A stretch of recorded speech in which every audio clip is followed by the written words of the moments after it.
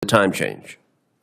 In fact, studies have shown that there is a spike in workplace injuries and fatal car crashes during the days after we shift our clocks forward.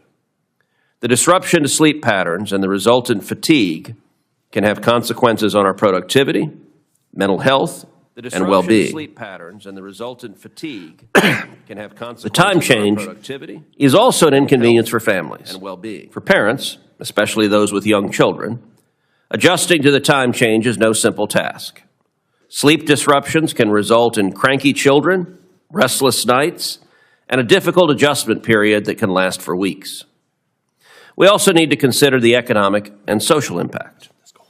There are arguments that longer daylight hours in the evening can boost economic activity in certain sectors, such as retail, tourism, and entertainment.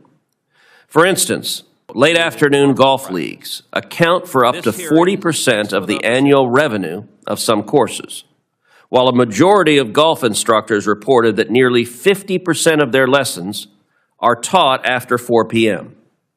A golf course would lose an estimated $500,000 annually if it lost the extra hour of daylight in the summer. Of course, the early birds who like 7 a.m. tee times might be a bit annoyed with this shift. Many states and countries like Mexico and Russia and Turkey have already taken steps to move away from changing clocks twice a year. Hawaii and Arizona have opted out of the practice, and other countries in the past 10 years have either abolished it or are in the process of doing so. Congress has the authority to end this outdated and harmful practice. This hearing is an excellent opportunity to examine a thoughtful and rational approach to how we manage time. Whether we lock the clock on standard time year-round or on daylight savings time, let's think carefully about our health, our economy, and well-being, and embrace a sensible approach to time management. And I'll now turn to Senator Blunt Rochester for her opening. Thank you, Mr. Chairman, for holding this important hearing. In our increasingly connected world, it's more important than ever that we're thoughtful about what it would mean to pick a permanent time for our country. The Senate has tried this before, but the bill stalled as this body took a harder look at how time changes work state by state. What works in my home state of Delaware may not work in Washington state. But I know I speak for many Americans when I say it's time to figure this out. People across our country are tired of the constant cycle of falling back and springing forward. I mean, who hasn't forgotten to change their clock on their microwave? I think mine is still on the wrong time. And felt the immediate panic of waking up late for work. Or think about the parents of young children and pet owners who have to adjust sleep and feeding schedules twice a year. Some would say that these are just inconveniences, but the back and forth between daylight savings time and standard time needs to change and needs to stop. We need to stop the clock. We need to find a solution and stick with it. Many states across our nation have started to consider legislation to pick a permanent time. Some, like Delaware, have pushed for keeping daylight saving time, the time we're in right now, permanently. Others have sought to keep the standard time when we fall back permanently. But here's the thing. These twice yearly time changes have real impacts on real people. We know that changing the clock disrupts sleep, which can lead to negative health outcomes. Several studies have noted issues with mood disturbances, increased hospital admissions, and even heart attacks and strokes. We also know that being able to see the sun improves mental and physical health as well. But more than that, time changes can impact the safety of our communities. Darker commuting times increase the risk of injuries and even death on our way to school or work. My home state has one of the highest per capita rates of pedestrian fatalities, and dark roads with tired drivers make it more dangerous for pedestrians.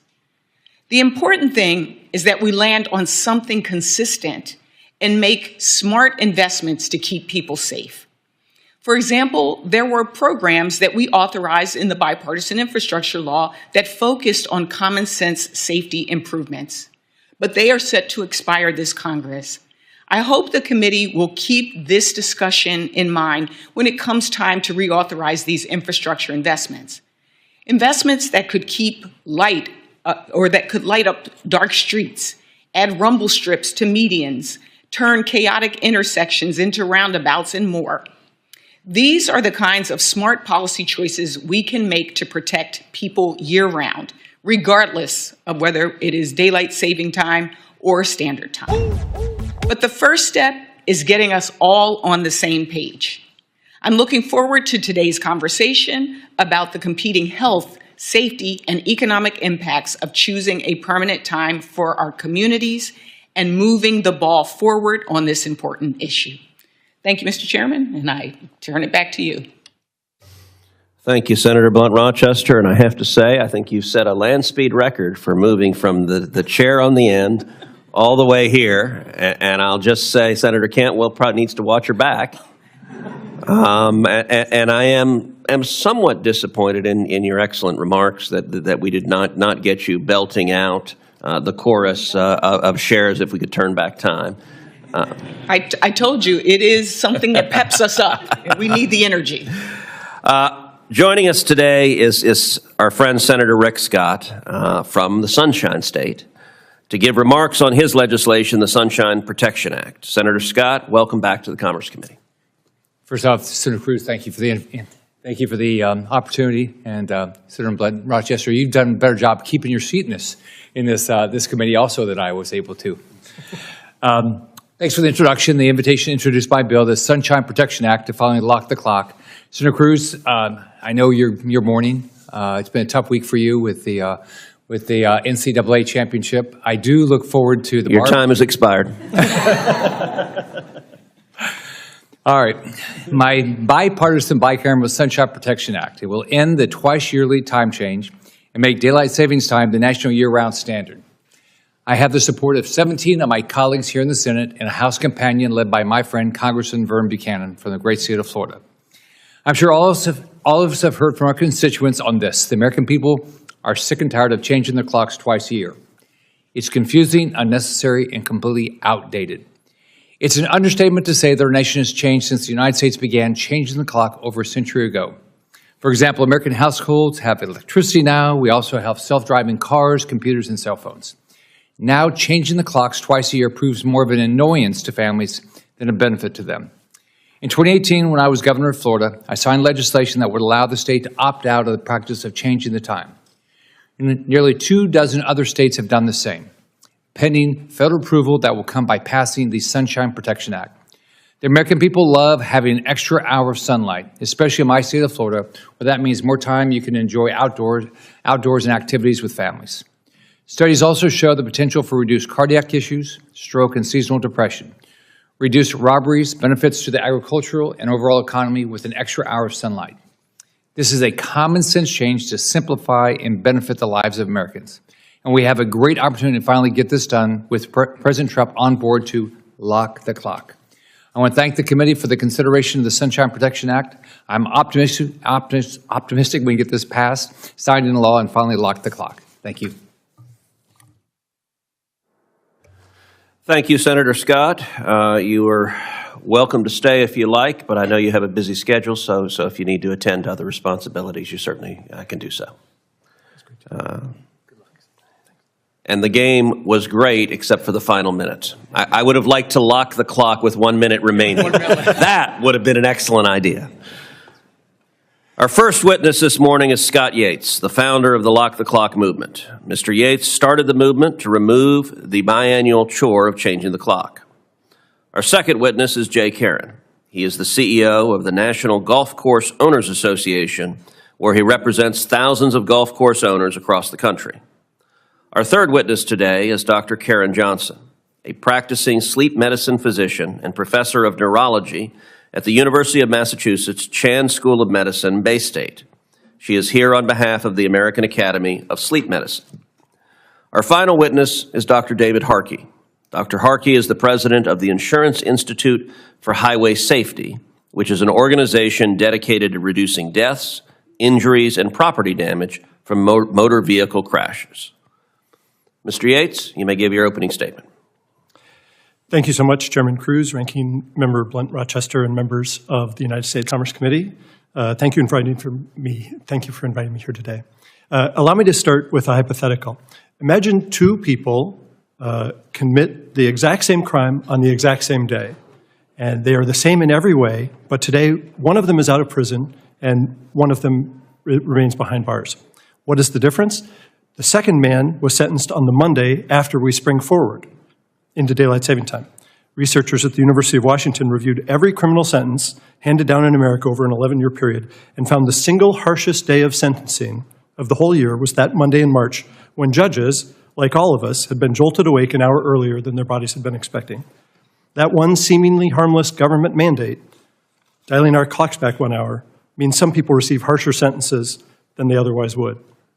The harm doesn't stop there. Both of your opening statements alluded to all of the problems that we have, and peer-reviewed studies consistently show that heart attacks go up, strokes, car crashes, even miscarriages spike in those days following the spring switch. A study from the University of Vienna found deaths overall just increased by 3% in those couple of days after the change.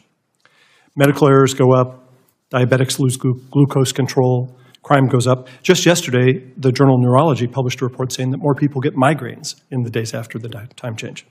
And why do we do this? For the farmers? No. The story about the farmers was always just a myth. It was created as a PR stunt by a retailer in Boston who wanted more daylight for shoppers to have more time to shop. He thought it would sound better if we said it was for the farmers. If changing the time twice a year is so deadly and such an outdated relic, why haven't we fixed it yet? It's probably because of this issue we face about whether we should lock into permanent daylight or permanent standard time. I've seen countless polls, and I've talked to thousands of people about this. Most people don't actually prefer one or the other that much. They just want to stop the switching. There are valid arguments for either permanent choice. So what should Congress do? What should this committee do? My name is Scott Yates. I've been reading, writing, and testifying about this for nearly a decade, and I have this recommendation. Lock the clock, as this bill says, but after a 2-year implementation. If we wait until 2027, we'll continue to allow states to opt out and opt into standard time, just as Hawaii and most of Arizona have done. This is fundamentally a states' rights issue. Yozo, Andrew Goodman, James Chaney, Michael Schwerner. These are people who died for me to be here today. Congressman John Lewis, who most of you served with, died for me to be here today. And this bill would make it tougher than it has ever been in American history to register to vote at a time where we have the technological ability to be able to verify election eligibility. But we don't want to do that. We want to make it tougher for people to actually get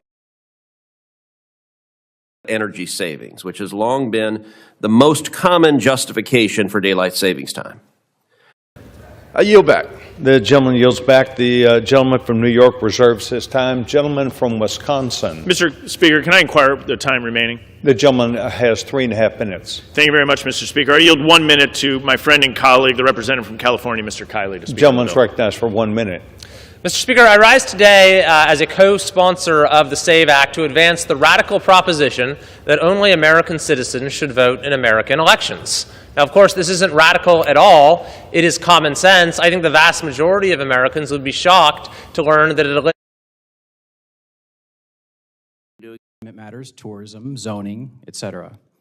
What comes into view is a $102 billion industry employing nearly 2 million people across 15,000 properties and 2 million acres of land, so that nearly 30 million Americans can enjoy a great walk outdoors with strangers, friends, and family while hitting a little white ball, zoning, etc. Little known fact, 75% of golf courses in America are open to the public, and nearly $5 billion each year is raised for charitable causes through golf.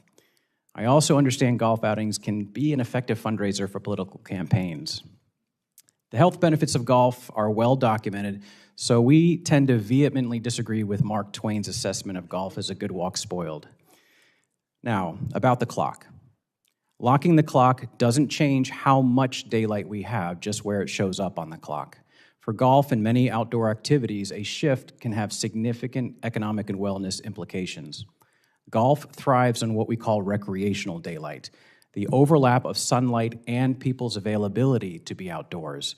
Americans overwhelmingly prefer evening recreation over early morning. This isn't just about golf, it's about soccer, jogging, walking, biking, tennis, and so much more. Making standard time permanent would shift 1 hour per day from recreational to non-recreational daylight. Simplistically, it trades 8 p.m. for 8 a.m. At golf courses, later hours generate about 40% more revenue per hour than early mornings. Trading backwards would cost the average public golf course at least 7 to 8% of their annual revenue by removing the best inventory we have on our shelves, which is approximately 37 million rounds of golf, and would cost the industry at least $1.6 billion or nearly $200,000 per course. This analysis only includes green fee revenue and does not include spending on golf car rentals, merchandise, food and beverage, golf lessons, and other areas of the business. Thus, only 7% of our members support making standard time permanent. Those who favor standard time year-round say their morning play is more valuable to them than their afternoon play. These may be resorts that want players off the course and in the restaurants at a reasonable hour. Now, making daylight saving time permanent would provide additional recreational daylight from November to March and would add an estimated 23 million rounds to the current golf inventory. This would give the industry a tailwind of about $1 billion or roughly $250,000 per affected facility. 64% of our members support making daylight saving time permanent. The status quo, changing of our clocks twice per year, avoids both the significant downside while forfeiting the moderate upside. 27% of golf course owners and operators support keeping the status quo of changing the clocks. Many golf courses slow down in the winter and enjoy having some relief later in the day for their employees with the sun setting earlier. Or they may have a healthy clientele of older players who would prefer no disruption to their 7 a.m. tee time or their 11 o'clock bridge game. Keep in mind, all these figures do not include thousands of private clubs, which would augment the impacts in both directions by an enormous sum. In conclusion, the Senate is facing a classic Gordian knot. There will be winners and losers no matter which way the knot is cut. But our members clearly prefer daylight saving time and strongly oppose permanent standard time. We recognize the sleep-related arguments for standard time, but the benefits of extended daylight for physical and mental health, outdoor recreation, and public safety are significant. Obesity, depression, and crime all have ties to reduced daylight and sedentary lifestyles. So in short, we urge the Senate to avoid the consequences of permanent standard time. We encourage solutions that preserve evening daylight for golf, for health, for recreation, and local economies. Thank you. Thank you. Dr. Johnson. Thank you. Chairman Cruz, Senator Blunt Rochester, distinguished members of the Senate. Thank you for having me. My name is Dr. Karen Johnson, a state I'm a neurologist and practicing sleep medicine specialist in Massachusetts, and am here representing the American Academy of Sleep Medicine. I want to extend my gratitude to Chairman Cruz for having this timely committee hearing.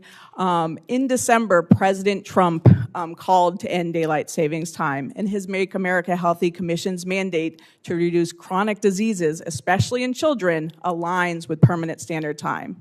Unfortunately, permanent daylight saving time and the Sunshine Protection Act do the opposite. So I have three main takeaways. First, the spring's clock change to daylight saving time is bad, but permanent daylight savings time is worse. Second, year-round standard time is the natural, healthy choice promoting physical health, mental health, performance, and safety.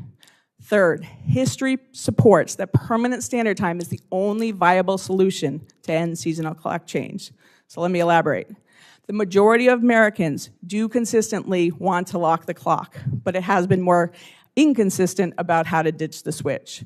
But in March, there was a new Gallup poll that just showed a significant shift in public opinion, with twice as many Americans now supporting permanent standard time over permanent daylight savings time. 60% of Americans and 80% of teens don't get the recommended amount of sleep, so there's a lot of room to improve sleep. Think about how you, your children feel after a bad night of sleep. Maybe you forgot an important meeting, drifted out of your lane, eating that extra bowl of ice cream. I know I've done those things. You may have struggled to get your teenager out of bed or been a little short with your husband. Now, instead, think about how much better you feel and function after a good night's sleep. Permanent standard time would give more Americans to get the opportunity to improve their sleep without even trying. The sun is one of the most powerful drivers of health and well-being, but the timing of sunlight is what's critically important. Without enough morning light or with too much evening light, our circadian rhythms delay. This disrupts our sleep patterns and our body and brain functions. Permanent daylight savings time would cause sunrises after 8 a.m. for 2 to 4 months every winter, depriving us of this critical morning light. This is why permanent daylight saving time would be exponentially worse than seasonal daylight saving time. The adverse effects are greatest in our children, our teenagers, and other night owls whose bodies' clocks already run late. As discussed, there are many harmful benefits that occur in the days after this change, especially in the spring to daylight savings time, including more strokes and heart attacks. As highlighted in the prior testimony, brain function is really affected by sleep. And so, we heard about judges making harsher statements. However, these harms does not mean that permanent daylight savings time would be better. Instead, the later sunrises and sunsets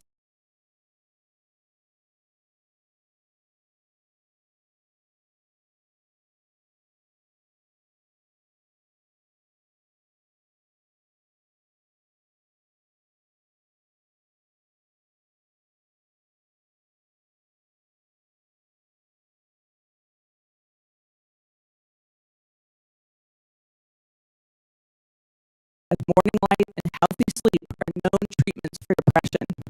On the other hand, poor sleep increases the risk of drug use, alcohol use, and other risk-taking behaviors.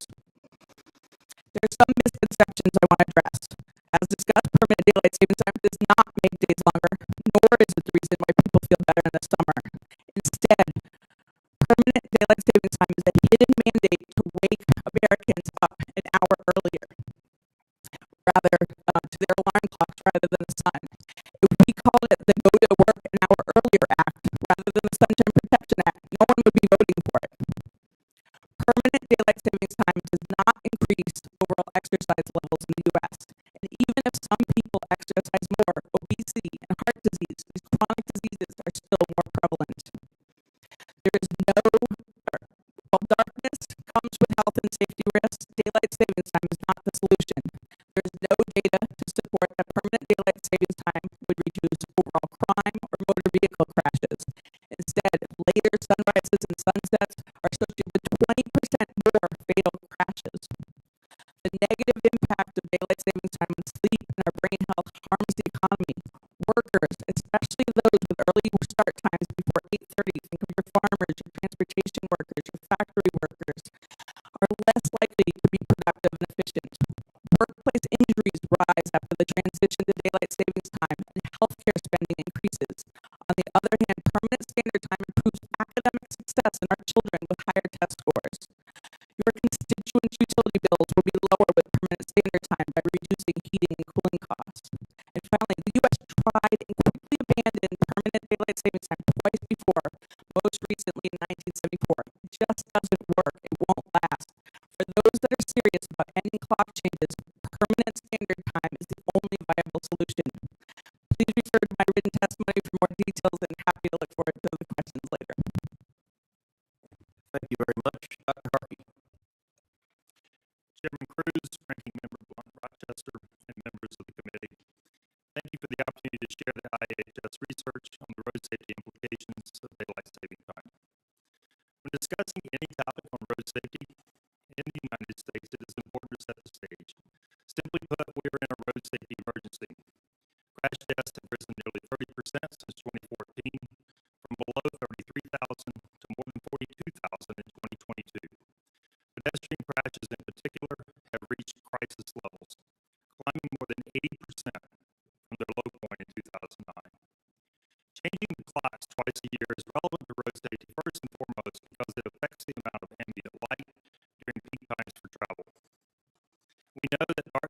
associated with increased risk of fatal crashes. We do about a quarter of our travel at night, but nearly half of motor vehicle occupant deaths and 3/4 of pedestrian deaths occur in the dark. Obviously, adjusting the clock cannot increase the number of daylight hours, but can only shift how they align with work and school schedules. Since people travel at all times of day and the risk by road use are tight, the effects of these time changes on crashes are complex. The aim of our recent study was to examine the effect of changes in light conditions associated with the beginning and end of daylight saving time. We examined 10 years of fatality data for the 5 weeks before and after each time change, and only considered crashes between 4 a.m. and 10 a.m. and between 3 p.m. and 9 p.m. Ambient light conditions were calculated using the sunrise and sunset times corresponding to the geographic coordinates of each crash. Crashes resulting in vehicle occupant deaths fell 7% in the 5 weeks after the time change in the fall and increased 12% in the 5 weeks after the time change in the spring. The opposite was true for crashes resulting in pedestrian or bicyclist deaths. Those crashes rose 13% in the fall and declined 24% in the spring. The net effect was 26 fewer morning and evening crashes with pedestrian or bicyclist fatalities per year, and 29 additional morning and evening crashes with vehicle occupant fatalities. It is important to emphasize that our study does not point to a preference for standard time or daylight savings time based on road safety alone. The clearest takeaway from this research is that there is a strong relationship between increased darkness and fatal crashes, particularly for pedestrians and bicyclists. This is consistent with previous studies, including our own work from 30 years ago examining the effects of daylight saving time. While the clock may not hold the answer to our road safety crisis, there are known solutions for protecting pedestrians in dark and low light conditions and for reducing the crash toll overall. We should commit to infrastructure and vehicle improvements that have been shown to increase safety for pedestrians and bicyclists on different types of roadways in urban, suburban, and rural environments. This includes engineering treatments to improve motor shielding behavior and vehicle technology such as better headlights and automatic emergency braking. Efforts are also needed to address speed on our roadways. The speed effect on crash severity is more pronounced for pedestrians and bicyclists who do not have the benefit of the vehicle structure to protect them. Speed limit policy, enforcement, engineering, and vehicle technology all have a role to play in slowing down drivers. Such a multi-pronged strategy to improve pedestrian and bicyclist safety at night exemplifies the safe system approach, which the U.S. DOT has adopted as the guiding paradigm of the National Roadway Safety Strategy. But implementation has simply been too slow. We are alarmed by the rising toll of crashes on our nation's roads and dismayed by the lack of urgency to fix the problem. For this reason, we recently launched an initiative we are calling 30 by 30, a goal to reduce U.S. fatalities 30% by 2030. Achieving this reduction will require a concerted effort by all stakeholders. We will increase our efforts to address risky behaviors, seek opportunities to improve safety for everyone inside and outside the vehicle, and explore ways to make commercial vehicle fleets safer. We ask everybody who cares about the needless loss of life on our roadways, including this committee, to think about what they can contribute to achieving the 30 by 30 goal. Thank you. Thank you. You'll notice the freshmen have taken over this committee. And we have an agenda, don't we? Yeah. Oh, yeah. Listen, I'm pleased to be here. John Curtis from Utah. And thank you, panel, for this important topic. And I think it's fair to say that my constituents share the same frustration that's been articulated here by the back and forth. Mr. Yates, you mentioned in your testimony that the only reason we still have this time change every 6 months is due to the federal government's inability to decide between standard or daylight savings time, which one is best. Based on your research and your outreach, do you have any indication how many states would opt out and maintain permanent standard time if your proposal for permanent daylight savings time were enacted? Thank you, Senator, for the question. I don't have a specific answer. I can talk to you about some of the conversations that I've had with state legislators, including, I don't know if you know Dr. Raymond Ward in Utah. He was the sponsor of the bill there, and he thought, and he said all of his constituents told him that the state preferred, that everybody preferred to stay in permanent daylight time in Utah.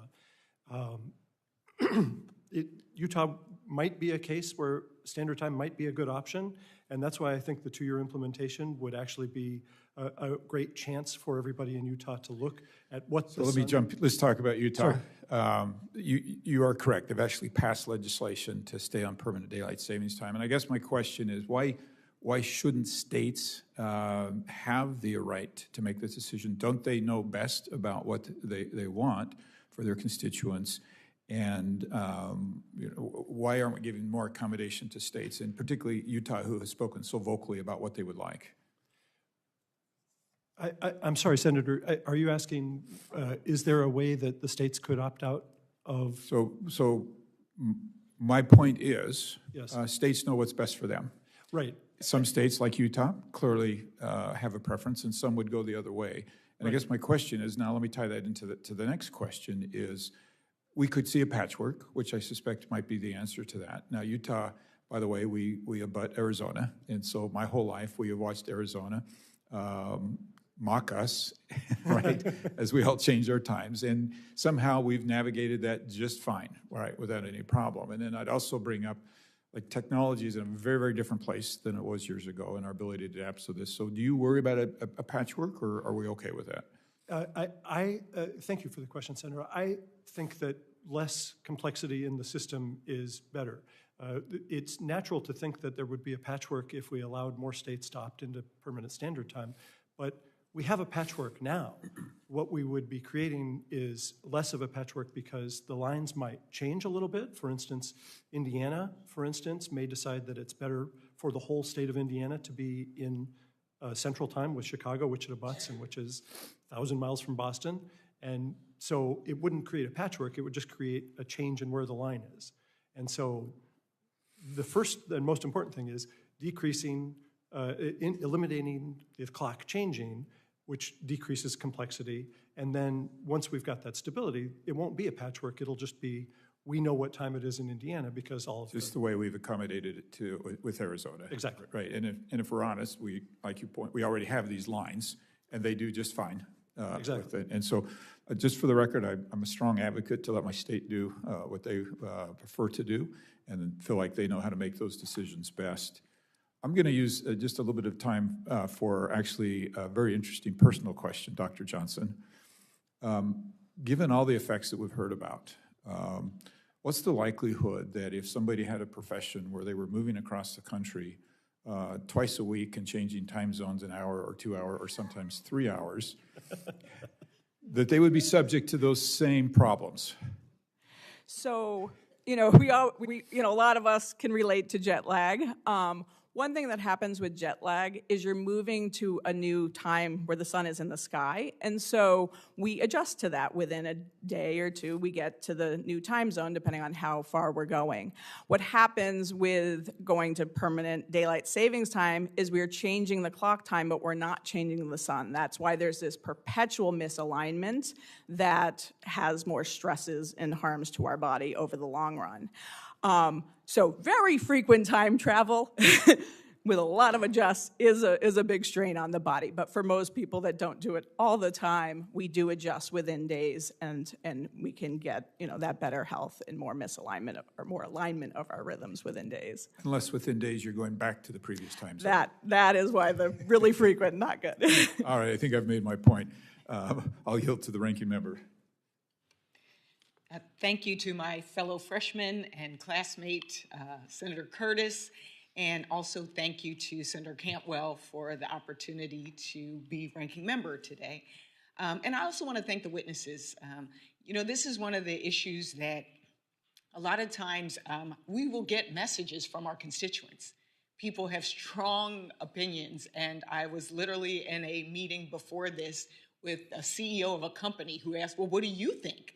And so this is something that does touch on so many. And I want to start my questions with you, Dr. Harkey, because year-round daylight saving time would mean later sunrises in the mornings, more people may be commuting to work or to school in the dark.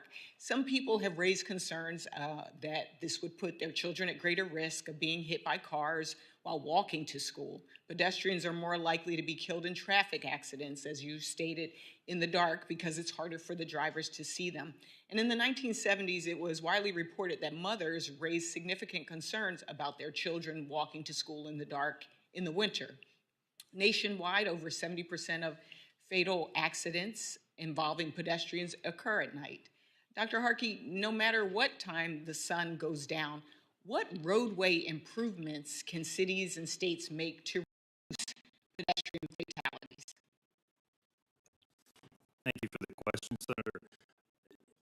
That is exactly what our study indicated, is that it's not about the shifting of the time that we're going to have darkness, regardless of which decision you make, which policy decision you make. And so that's what we're looking for, is to try and figure out how we make pedestrians and bicyclists in particular safer in those dark hours, whether they're in the morning or whether they're in the evening.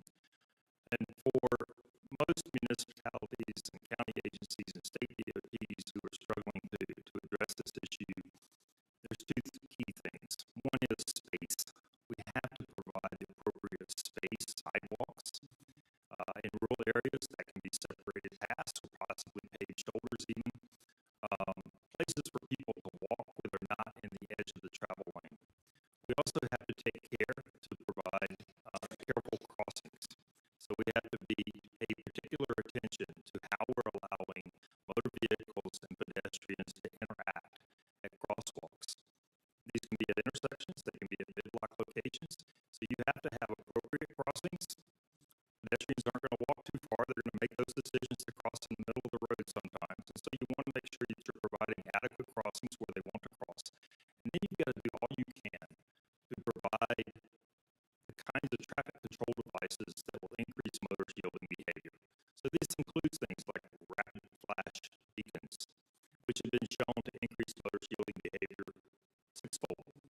You can build on that, adding simple things like lights that are triggered when a pedestrian hits the crosswalk area. It will light up that crosswalk. You can double the behavior.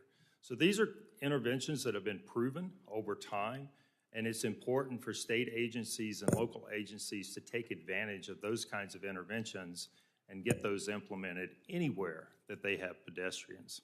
Following along on the safety theme, what vehicle technologies can help protect pedestrians when it's difficult for drivers to see them? Yeah, and so this is another important aspect, and this was what builds on the safe system approach, right? Building that redundancy into the systems.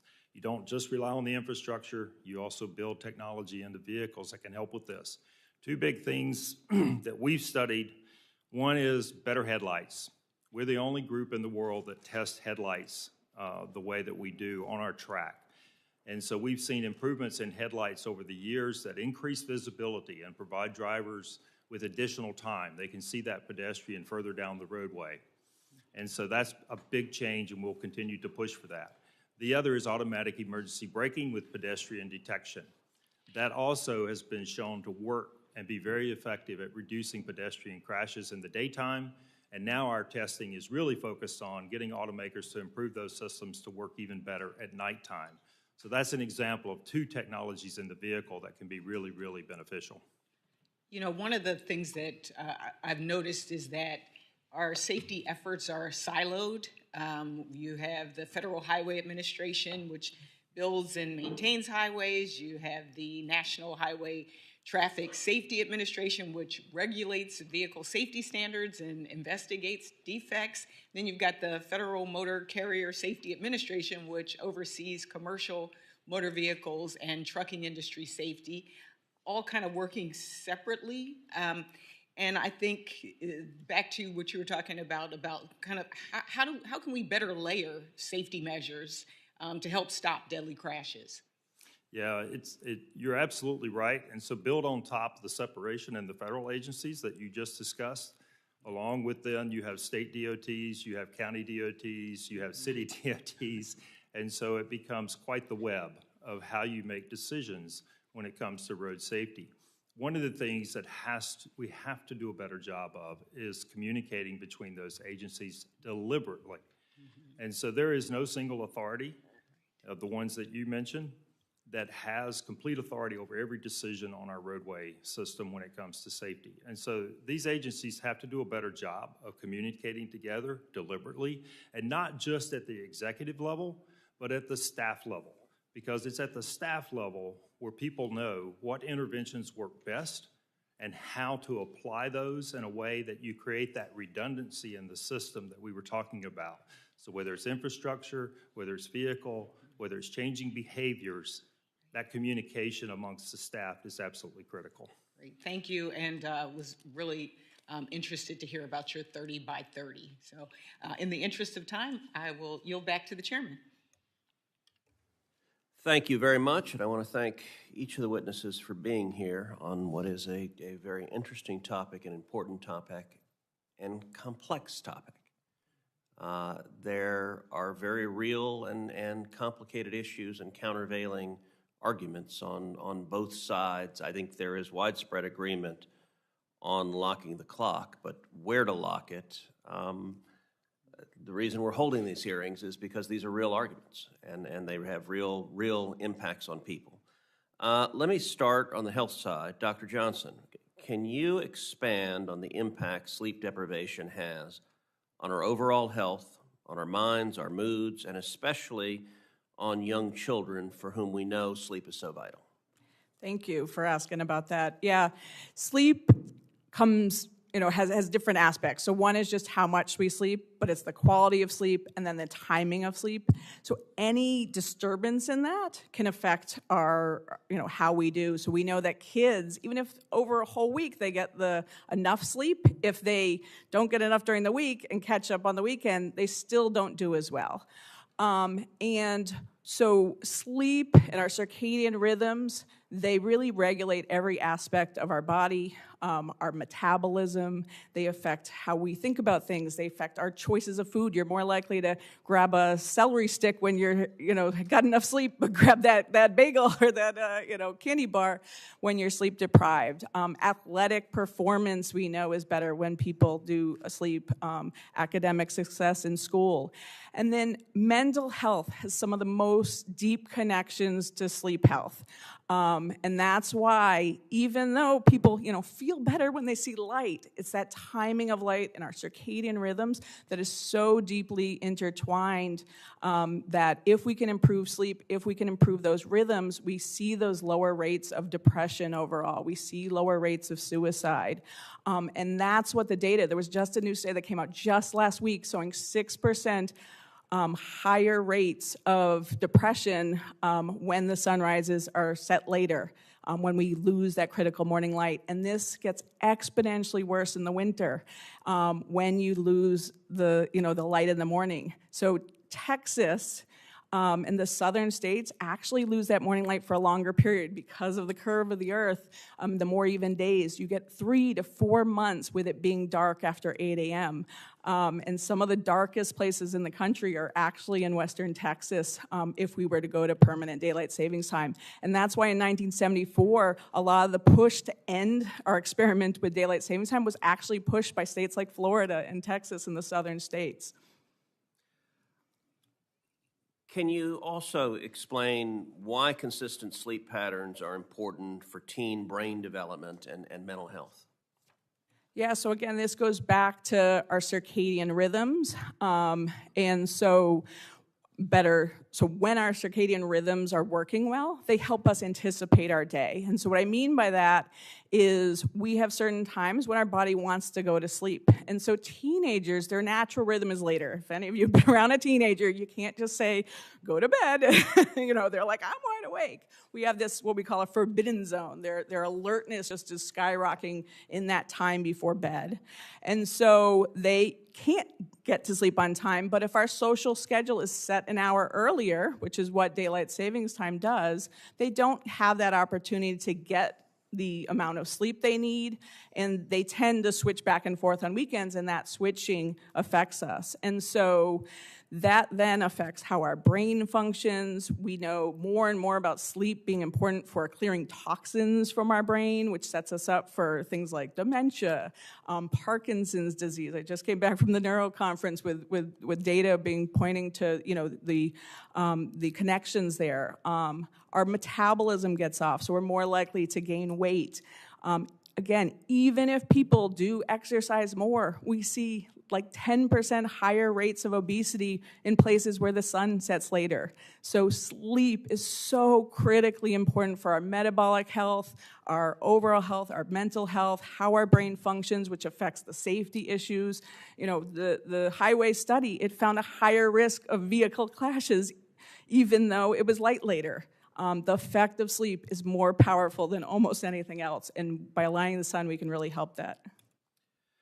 So let's talk a little bit about the idea of states' rights. And I've heard from groups on both sides of this issue that want either permanent standard time or permanent daylight savings time. Almost everyone agrees that changing the clock twice a year doesn't make sense. Mr. Yates, in your opening statement, you said that setting the clock is fundamentally a states' rights issue. Why do you think that decision should be left to the states? Thank you for the question, Senator. The main reason is geography, right? Like we live on this big round ball, and the sun is moving, and the difference in where each state is makes a big difference in how the sunrise and sunset time applies. And so to say that there is one solution that is exactly right for Texas, and the exact same solution is right for Atlanta, for Georgia, is what I would posit overreach by the federal government. And I might even go back to the example that is often cited about when the time change happened in the 70s, and just to give a little context to why that was such a failure. It's often cited that people didn't like it because there were children that were put at risk in the dark waiting for school. It turns out a lot of that is apocryphal. As we've heard, pedestrians are much safer with more light later in the day. But the thing that is interesting about that time change was, and this shows you how different politics was back in those days, that law was signed into law on December 15th, 1973, right in the middle of Watergate. You could say that maybe it was a distraction from other things that were going on, but it was enacted on December 15th, on a Saturday. It was it took place on January 6th, 1974, about 3 weeks later. So you can imagine the worst Monday of the year already is the one after the holiday break, where you have to go back to school and everything. To have an extra hour of sleep robbed away right before that, you can understand why it was so unpopular and why it was repealed 2 months after Nixon resigned office. So it clearly doesn't work for the federal government to come and say, this is a mandate of exactly what we should do for all of the country all at the same time. But it is the place of the Commerce Committee to say, we need a well-regulated time system. And so it makes sense to get rid of the clock changing. And if we give 2 years to the states to be able to say, so that all of these arguments can be hashed out, and they're all valid arguments, but they can be hashed out in the geography of the place where it would actually apply. And they would have time to plan and figure out what is the appropriate time for school to start to take in this evidence from neurologists, and what is the best time for all of the businesses to operate. So maybe if we had more daylight, the Watergate break-in doesn't happen, and history would be different. Dr. Johnson, you seem to disagree with having states decide on how they should lock the clock. In your judgment, why do you think that would be the wrong approach? So time is a measure. So Congress has the control over setting measures. I think of my husband, he likes to make a joke. He's 6'6" in the morning and 6'5" in the afternoon. We don't change the length of a foot on his diurnal pattern of his height. Time is supposed to say, how the sun is moving through the sky. And so if we set it to a standard time of the sun being closer to overhead at noon, now that's something we can go by, But states then can decide how they want to set their social schedules. So instead of sort of tricking people into, you all have to get up early no matter what, let's have each state decide when they want their schools to start, when businesses want to start. But let's fix a measure of time that is actually has a meaning where the sun is overhead, and then adjust, the social schedule around it. And that is definitely something the state should decide on. Thank you. Senator Lujan. Thank you, Mr. Chairman. Thank you all for being here today. Dr. Johnson, thank you for joining us today. I saw that the American Academy of Neurology sent the committee a letter encouraging us to consider that standard time, not daylight savings time, is the best to align with our body's natural clocks. Many people still sleep through the morning light or after the early sun rises. Does that mean that light is being wasted if they are not using it awake?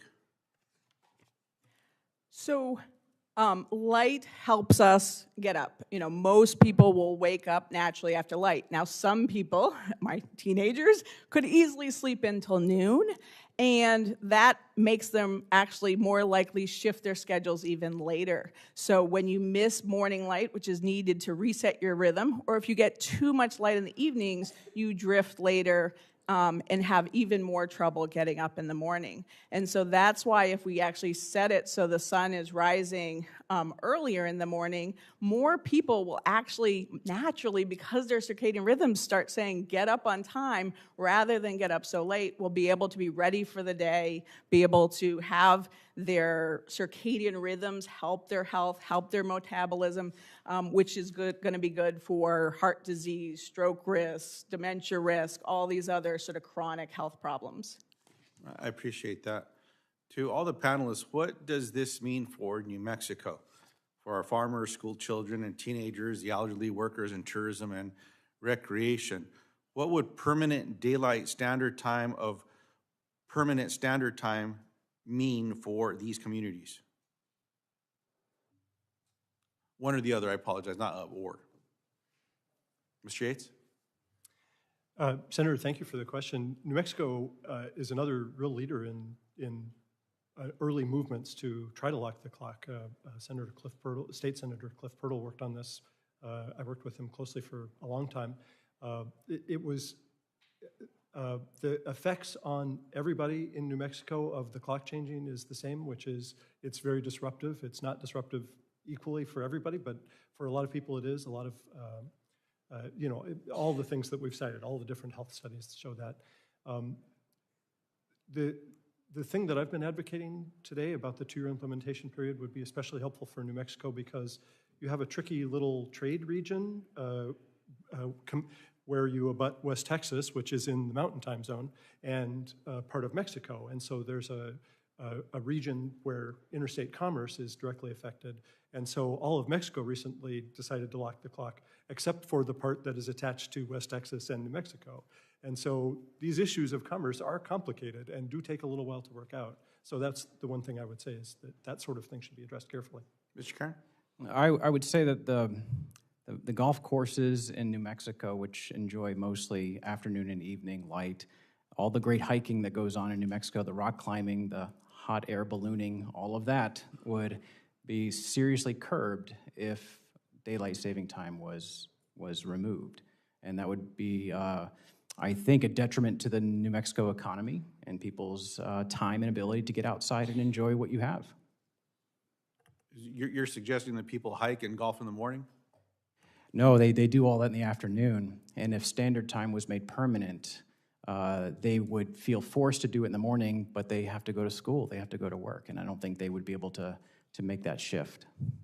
Appreciate that. Dr. Johnson? Yeah, I would say, if anything, you have a neighboring state, Arizona, that does very well on standard time and has shown that the golf industry can thrive.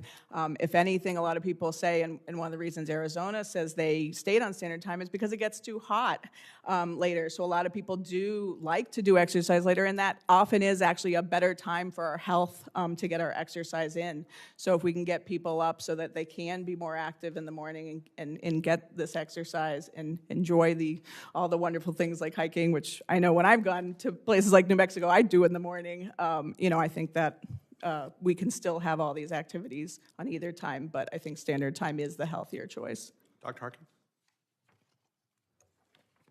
So our work was looking at fatality data nationally rather than by individual states, in part due to sample size. But if the patterns hold in New Mexico, just like they have in our research across the country, then we're going to see an offset between the number of motor vehicle occupant deaths that have risen slightly during the time change periods and pedestrian and bicyclist deaths that have decreased slightly during that same time period. And so the net effect is one of really no change when we look at road safety data alone. And so if you're trying to make this decision on the basis of just road safety, I don't think the results of our study are going to point you in one direction or the other. As a follow-up to that, Dr. Harkey, Dr. Johnson pointed to a study from a professor at Eastern New Mexico University, Jeff Gentry, who showed 20% higher car crashes in locations where sunrises and sunsets are later. Now, I understand your point that darkness is a key measure of accidents, but this data shows me that sleep effects are powerful indicators as well. How do you view the risk of sleep deprivation on accidents versus risks from darkness? So our study did not look specifically at that particular issue. I know other studies have. Methodologies differ. Most of the studies that have tried to look strictly at that small amount of time change before and after in the crashes concur that the real issue here is the amount of ambient light and the time of day when it occurs, that darkness is the real key, and you just need to make sure that you're providing good safety interventions to address issues of darkness. So whether that is improving technologies in the vehicle, such as headlights, automatic emergency braking, or whether it's you're putting in infrastructure measures that add more lighting, add more space for pedestrians and bicyclists to keep them separated from motorists, whatever you can do to reduce those conflicts in the darkness and improve awareness of other road users in the darkness will be beneficial, regardless of the time change. It sounds like you support my legislation to require technology be installed in vehicles to prevent impaired crashes. So I'll take that as well. We'll share that with my colleagues. Mr. Chairman, I have one more question for Mr. Yates on standard time versus daylight savings. I'll submit it into the record. And just to note to the panelists, the reason I'm asking so much about sleep is, as my colleagues know, I suffered a stroke 3 years ago. I've learned a lot about the importance of sleep. I definitely lived my life burning the candle at both ends, and now I do my due diligence to embrace sleep hygiene and all the rest. And so that's bearing a lot into this conversation that I'm having with my constituents and others, Mr. Chairman. So I very much appreciate this hearing, though. Thank you all for being here. Thank you. Senator Young. Well, I thank all of you for being here. I'm the senior senator from the state of Indiana, and we have quite a history with daylight savings time. For those of you who have consumed old Parks and Rec episodes, you may have seen the one that focused on this particular topic. But let me walk through some of the things that have transpired in our state, and I'll weave in there some of the unique perspectives that Hoosiers have brought to this. Until 2006, our state was chronologically divided, you might say, with some counties observing daylight savings time and others not. And then in 2006, after years of debate, furious debate, our state decided to become the 48th state to adopt daylight savings time. In central Indiana, on the shortest day of the year, December 21st, the sun currently rises at 8:02 a.m. and sets at 5:23 p.m. Under permanent daylight savings time, sunrise would be delayed until 9:02 a.m., meaning Hoosiers would begin their day in darkness for much of the winter. What works for East Coast states, I'm hearing from many of my constituents, might not work for states like Indiana. We have 12 counties in the western part of the state that are in the central time zone. So Evansville, Indiana, if you're familiar with that. You got up near Chicago, what we call the region affectionately. So there are 80 other counties that are in the eastern time zone. So, you know, this sort of suggests that maybe a one-size-fits-all national policy on time changes doesn't take into account the regional differences that significantly impact daily life. I understand we have a charge, Article 1, Section 8, to facilitate interstate commerce. That was one of the major arguments of facilitating interstate commerce from the state level when we had this debate. So I anticipate we've heard that. I anticipate I'll hear more of that from my colleagues, but that has to be balanced against other considerations, of course. Leaving this decision to the states might allow local leaders who best understand their communities to weigh the specific needs of their residents. States along this line of argument are in a better position to evaluate how changes in daylight hours affect school schedules, commuting patterns, public safety, and economic activity. So I guess to the panel, do you believe that states like Indiana, with their unique cultures and geographical challenges and even histories as it relates to this issue, should have the flexibility to make their own decision, or do you think this decision should be standardized across the country? We'll begin with Mr. Yates, and I'll give everyone an opportunity to speak to that, if you like. Yes, sir. Thank you, Senator Young, for the question. And I mentioned Indiana in my opening statement because it's a perfect example of why the Commerce Committee needs to approach this carefully, because to impose onto Indiana a solution that is the same as for New York and for New England is not the best interest of the people of Indiana and is a little bit rude. The one thing that I might say, though, is that I've never been to Indiana to testify, but I did go to Michigan to testify about their daylight saving time bill, and I went to Nebraska and to Kansas, which are states like Indiana on the western edge of their time zones and would make the most sense for them to be in standard time. And I advocated for that with the state senators and state representatives in those states. And all of them told me that all of their constituents don't care.